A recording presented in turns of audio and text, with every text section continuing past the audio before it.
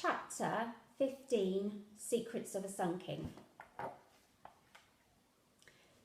Later that morning, we finally arrived in Luxor.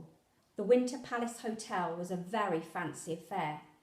It stood on the banks of the Nile like a giant frosted cake, with 2 sets of wide steps leading up to it and a turning circle for cabs at the front. It was about as un-grandad-like as any place could be. "It's so swanky, Tulip," I whispered, giving my dusty shoes a fierce wipe on the mat before going inside. "It's the hotel to be staying at," Tulip whispered back. Though she was clearly excited by this, it worried me. With a jar this valuable in my suitcase, experts and archaeologists were the very last type of people I wanted to be around. "Is it the Valley of the Kings far from here?" I asked. "Only a few miles on the other side of the river," which was better news. A quick wash and a rest in our room and we'd sneak out when Mrs. Mendoza was working. A few miles wasn't far. We could walk it. Tulip was right about Mr. Ibrahim. When I asked one of the hotel staff, he confirmed there was no one working here with that name. Not that we needed him now, thankfully. Lysandra had given us the details we'd been after. Tulip was also right about the other hotel guests. The reception area was jam-packed with men in suits, and what with the bare marble floors and the ceilings full of whirling fans, the place echoed like it did at our school pool on swimming gala day. Everyone seemed to be talking about one thing: the dig. "Carter's got till the Americans start complaining. The grave robbers took all the gold. There's something about that valley gives me the heebie-jeebies." As for Mrs. Mendoza, fought her way to the reception desk, we waited with our luggage. It was hard not to be excited, but I was tired, which made everything seem loud and too bright. Poor Oz was also drooping badly, though Tulip had had enough bounce for the 3 of us. "Thrilling, isn't it?" Her eyes were everywhere. "Can't see any women here, though." "There's one," I nodded at a young woman who was sitting alone at a table. She had fashionably bobbed hair like Mrs. Mendoza's. Tulip gasped in delight. "Do you know who that is?" I shook my head. "That's Lady Evelyn." Tulip dropped her voice. "Lord Carnarvon's daughter. She's the one who had the canary." Even before the canary incident, I'd read about her in the newspapers. Like her father, she collected old treasures and wasn't afraid of getting her hands dirty if it meant finding good pieces. Standing here now, just feet away from such a key person in the Carter dig, didn't exactly steady my nerves.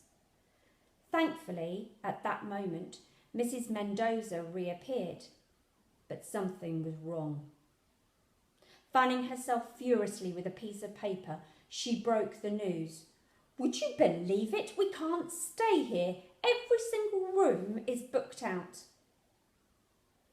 "No, Mamma, that can't be right," Tulip insisted. I glared at her to shut up and not give the game away. She mouthed back, "I booked it, I swear." But at least she had the good sense to keep quiet. "Oh," Mrs. Mendoza said, almost as an afterthought, "this came for you, Lil." I looked down at the envelope she was handing me, and there it was, a telegram from London. It was signed by Mum, dated 10 o'clock this morning. Nervous, I licked my lips. There was only one reason I could think of that Mum would send a telegram here.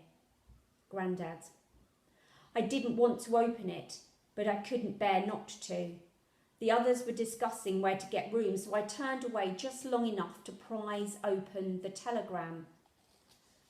"Grandad, glad you're there. Stop. Doctors say fading. Stop. Says goodbye."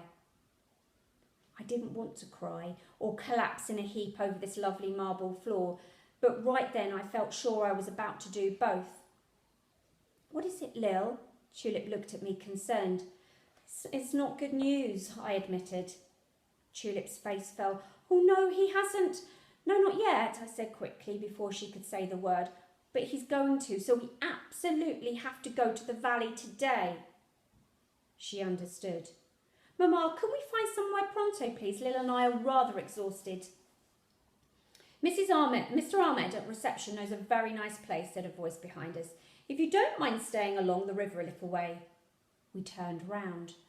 Whilst all the other men were in jackets, the one now addressing us was in shirt sleeves, his arms nut brown, his teeth large and white in his weathered face. I recognised him instantly in one big hot-cold rush. Howard Carter. Hello, Madeline, he boomed. It took me a moment to realise he was talking to Mrs. Mendoza. You don't have to tell me what brings you here. I felt my jaw drop. He knew Mrs. Mendoza. She stretched out her arm. Most people I'd seen her do this to kissed her hand. Howard Carter shook it. You haven't enticed us all here for nothing, have you? She teased. You have actually found something out in that desert. Instinctively, I slipped my fingers through my suitcase handle.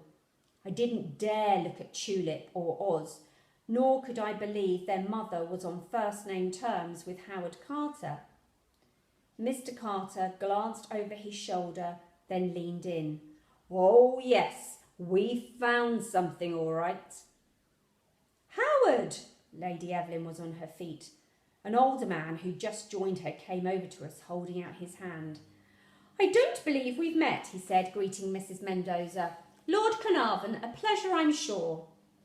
I nudged Tulip. She nudged me back. Both of us stared at the small, slightly built man standing before us. His money was paying for the dig. His love of old artefacts had brought him all this way, which was funny because he didn't seem that excited. If anything, he looked completely exhausted.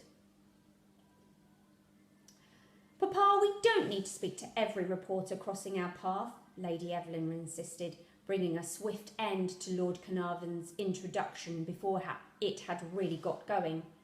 That new chap from the Washington Post hasn't even arrived yet, and he's already cabled here, pestering for an interview. Mrs. Mendoza's mouth hardened, just like Tulip's did when she was cross. True to his word, the editor's replacement was on his way. At least we'd got there first. The conversation quickly changed tack, as if news reporters were something of a sore point. Lord Carnarvon, whose gracious smile was a match for Mrs. Mendoza's, bid us farewell before disappearing off with his daughter. If you've nowhere else to stay, Madeline, the offer's there, Mr. Carter said, all jovial again. It's a short way down the river. Mr. Ahmed at reception will take you. The ferry took us back across the river.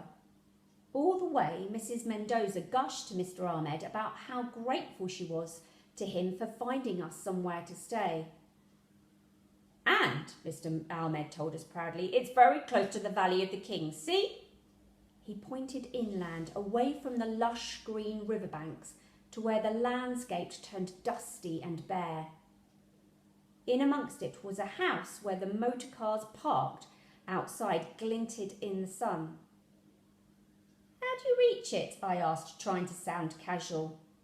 Follow the path all the way past Castle Carter, Mr. Ahmed explained. On the main road, keep walking for 2, maybe 3 miles, valleys left on the road. I took a careful note of this, but had to ask, Castle Carter? Is that the house's name? It's Mr. Carter's home, Mr. Ahmed said. See how close he lives to where you'll be staying. How wonderful for you. He's keeping an eye on us, I muttered under my breath as we lagged behind the grown-ups. That's why he's recommended it. Then we'll keep an eye on him, won't we? Tulip insisted. Which was exactly what the young man on the train had said. I also kept in mind Grandad's point about how Mr. Carter dazzled people like a sun king. Yet Not everyone was suspicious of him. It seemed he'd already cast his spell on Mr. Ahmed. On the other side of the river, we had to go along the bank, past fishermen and boat menders with stray dogs sniffing at our heels. We were walking for what felt like ages. It was awfully hot. On a day like this in London, we'd be sitting in the park, eating ices. Here, the men wore long shirt-like gowns with jackets over the top, jumpers, knitted waistcoats. A few had hats and scarves. An Egyptian winter, Tulip said, lifting her hair off the back of her neck. Imagine what it's like in the summer. We passed a boy about our age, barefoot, in his long shirt gown, with a huge woolly scarf around his throat. He was tending a pair of grumpy-looking camels. When he saw us, he beamed, and despite how grim I felt, I managed to smile back. Don't encourage him, Tulip warned. He'll think you want to buy his camels. Are the camels for sale then? Oz asked. They could be for hire, I pointed to the squares of carpet on their humps. On top of each was a wooden rack that might have been for clinging onto. I couldn't imagine how you'd actually sit on it. Tulip fell about laughing at the camel nearest us. That one looks like you, Oz. Oz didn't see the funny side. Shortly after the camels, the path got fainter, the palm trees thicker. My feet were dragging. Much more of this walking, we'd back in Cairo again. At last, up ahead, I saw a jetty where a boat was moored, the sort of boat people live on, like a barge. Mr. Ahmed gestured to the boat. Yours, my friends, for as long as you wish. I gasped out loud. I couldn't help it, because it was, without doubt, a splendid place to stay. The boat was long and low in the water, with a beautiful white balcony that gleamed in the sun. On deck there were hammocks and armchairs for lounging in, and from inside came hereby meaty smells of something delicious being cooked. I expect Lil's had enough of boats, haven't you? Tulip grinned, reminding me of what a lousy sailor I'd been on the journey from Athens.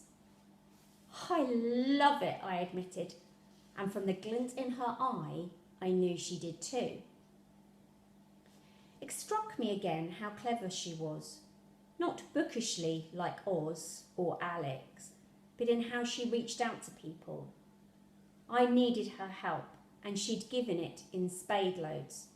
She'd booked our train tickets, tried to get the best hotel rooms, all without batting an eyelid.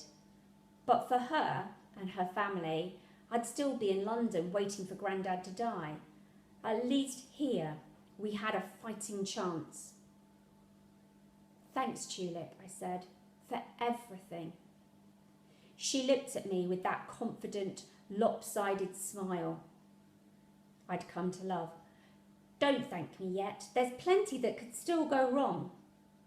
She was right about that too, as it turned out.